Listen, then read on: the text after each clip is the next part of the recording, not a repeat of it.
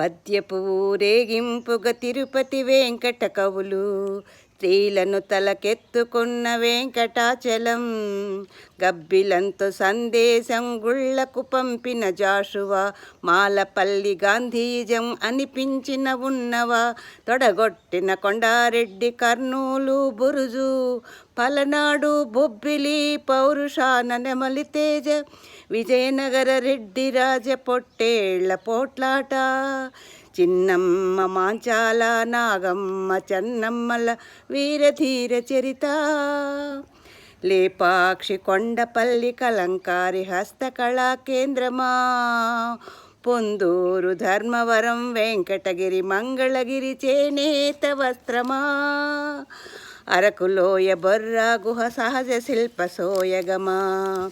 Helapuri Simhapuri Rann Mahindra